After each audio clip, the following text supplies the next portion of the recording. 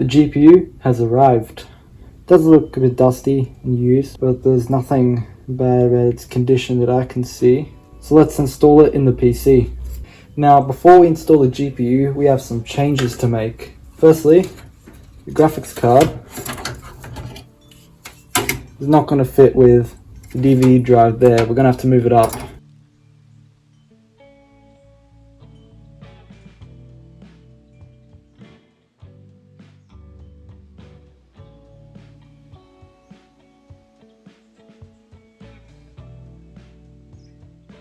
Now what I want to try doing is moving these SATA cables up here so that we have space for the GPU.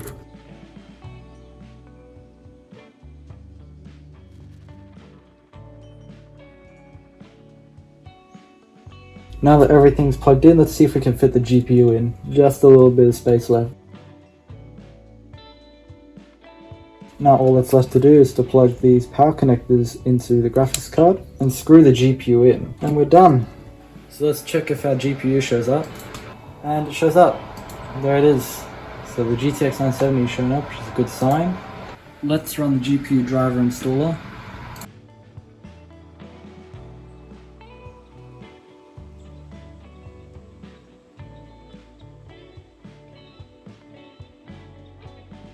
And we're in Windows with fully functioning drivers. Let's see if we can enable Windows Error. And it works. Look at that. Let's see if we can even run Heaven Benchmark. And let's run the Heaven Benchmark and see if it'll work. Let's max out everything. Here we are, 40 FPS, and it's running just fine. You know what? I might have to replace the thermal paste because look at those temps. 80 degrees. Yeah, I'm gonna replace the thermal paste. And hopefully we should get better temps. So let's see, I'm pretty sure we have to unscrew these.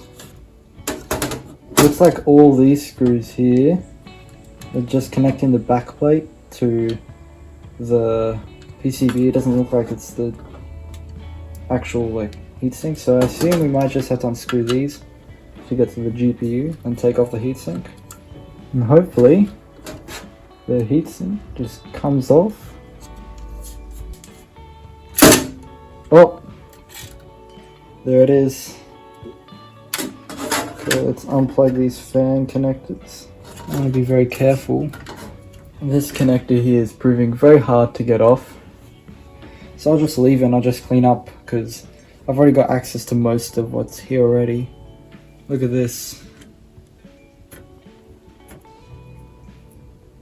That wasn't doing much at all, really. This is my only way of getting it off.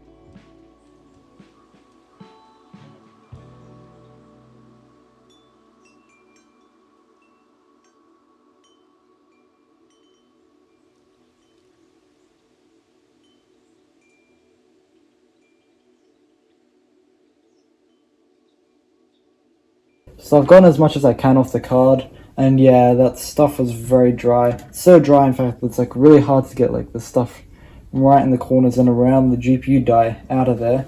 And so I'm probably going to leave it because it isn't going to affect the performance much. In fact, it's probably just going to stay the same.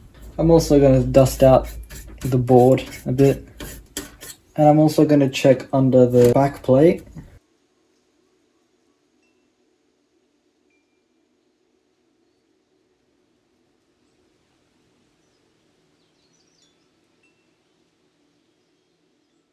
And so now we're ready to apply some thermal paste.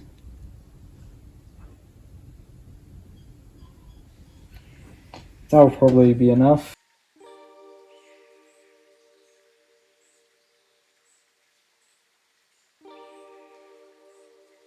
The GPU is now back together. Let's put in the PC and let's see what the temps are.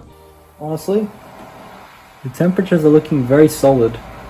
By now it was already at 70 or 80. So we definitely gained a big improvement in thermal performance.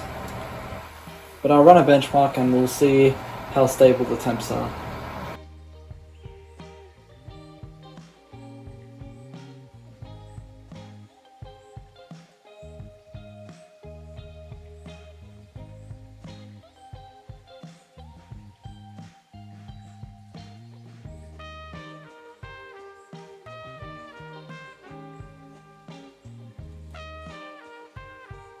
After running the test for like probably like 5-10 minutes, we're sitting at a 62 degrees, which is way better than what it was before.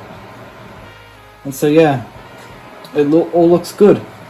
And so that's really about it.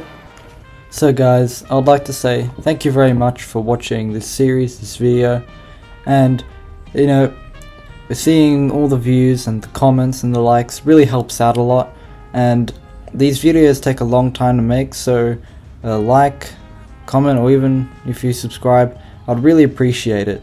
Now also, for what I'm really going to be doing with this PC in the future, it's probably going to be more of a guest PC if my friends are coming over, so be a great PC if it's running Windows 11 for my friends to still play the games with me, because I only have one PC right now, but this being my second, it will probably be very useful.